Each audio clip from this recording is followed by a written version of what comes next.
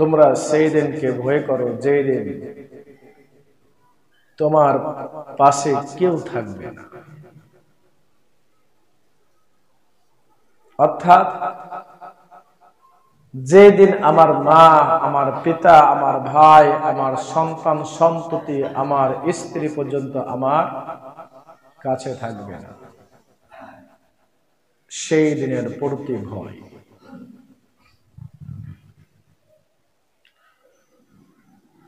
প্রত্যেক সপ্তাহে আমরা আরবি তো বুঝি না, কয়েকটা আরবি যে কোরআনের আয়াত পড়েছি, পাঠ করেছি, এটাই যথেষ্ট। কিন্তু তো আমরা আরবি বুঝি না। আরবি না বুঝার কারণে, না জানার কারণে আমরা ভুল করতেই রয়েছি, ভুল করতেই চলেছি। আমাদের দ্বিধা হয় না, আমাদের অন্তরটাই তো ঢাকা আছে। আল্লাহ যে আমাদের কলব দিয়েছেন, কলিজা দিয়েছেন, কলিজার পরে যে একটা অন্তর রয়েছে, যেটা হৃৎপিণ্ড বলছি, সেটাতে ধাক্কা আছে। খারাপ কাজ করতে গেলে দেখবেন ধাক্কা আছে।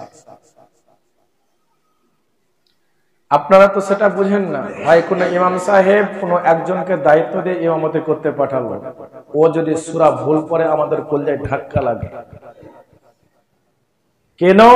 যে ও ভুল পড়ছে, ভুল পড়ছে। প্রত্যেকেরই দেখবেন,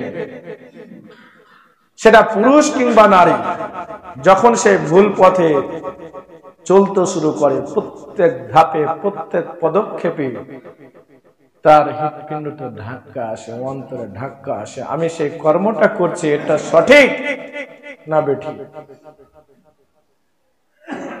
এত ধাক্কা পাওয়ার পরে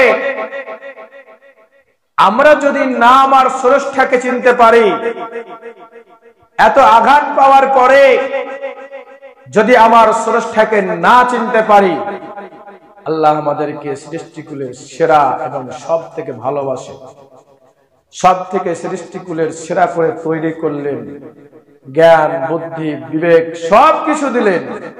আবার ওই বান্দাকে, ওই আদম সন্তানকে আমাদেরকে আবার বলছেন যে এরা চতুষ্পদ জন্তু থেকেও নিকৃষ্ট। কেন? যে যাদের অন্তরে খারাপ কাজ করার পরে ধাক্কা আসিল, এরপরেও সে খারাপ কাজটাকে স্টপ করে দিল না, সে সেখানে থেমে গেল না, সে আবার রিটার্ন এলো না, ব্যাক এলো না, তার রবকে একবার স্মরণ করলো না, ওই সব ব্যক্তি তারা চতুষ্পদ জন্তু থেকে নিকৃষ্ট। যে সব প্রাণীগুলো চারটা পা আছে, চার পা বুঝেন, যারা চার পায়ে দৌড়া চলাফেরা করে, আমরা হয়তো মনে করি যে কুকুরটাই আমাদের কাছে জঘন্য, না, তার থেকেও জঘন্য প্রাণী, যেটাকে খিনজির, পবিত্র কুরআনুল কারীমের ভাষায় এসেছে খিনজির, আমরা বাংলা ভাষায় তাকে এক কথায় বলি যে শোর। সেই প্রাণীর থেকেও আল্লাহ রাব্বুল আলামিন নিকৃষ্ট বলেছে। সৃষ্টিকুলের সেরা হিসাবে মর্যাদা দিয়েছেন, এই মর্যাদাটা নেবেন, এটা আপনার দায়িত্ব। যদি আমি মর্যাদা আল্লাহ রাব্বুল আলামিনের কাছে না নিই, তাহলে আমার অবস্থাটা কি হবে? পবিত্র কুরআনুল কারীমের কয়েকটা 3টি জায়গা থেকে আয়াত পড়েছি, বলছি, শুধু একটা উদাহরণ দিই, সম্মান কিভাবে নেব। দেখবেন কোন একটা প্রতিযোগিতা, কোন, এখন তো স্বাভাবিক বুঝাতে অসুবিধা হয় না, জলসা মাহফিলে প্যান্ডেল করে, আর সেই প্যান্ডেলের জায়গায় মান্যগণ্য সম্মানীয় ব্যক্তিকে সেখানে আমন্ত্রণ করা হয়। সেই আমন্ত্রিত জায়গায় তারাই বসে, তারাই বসতে পায় যারা সেইখানে বসার অধিকার রেখেছে। বসতে পায় কারা? পাশে দেখবেন সিংহাসন যেটা করে বা বসে থাকার যে জায়গাগুলো করে, আলেম ওলামাগণ থাকে, আবার কিছু আমন্ত্রিত ব্যক্তি থাকে। দেখবেন যারা পাপ করেছে দুনিয়া, যারা খারাপ কাজে লিপ্ত, ওই সব ব্যক্তিদের স্থান হয় পিছন দিকে। আর যেই সব ব্যক্তি দুনিয়ার বুকে সব কর্ম করেছে, দেখবেন তারা থাকে সবসময় আগা দিকে। শুধু এটাই নয়, আরো যে কোনো প্রোগ্রামে দেখেন সম্মানীয় ব্যক্তিদেরকে কিভাবে সম্মান করে, তাদের তখনই একটা আনন্দ পায়, আনন্দ ফুটে আসে যখন তাদের এই বুকের সামনে একটা ব্যাচ দেয়। ও নিজেকে দেখবেন বা যারা মাহফিলে থাকে সবাই তাকে সম্মান করে, কারণ সে ব্যক্তি সম্মানীয়, কারণ সে সম্মান নিতে শিখেছে।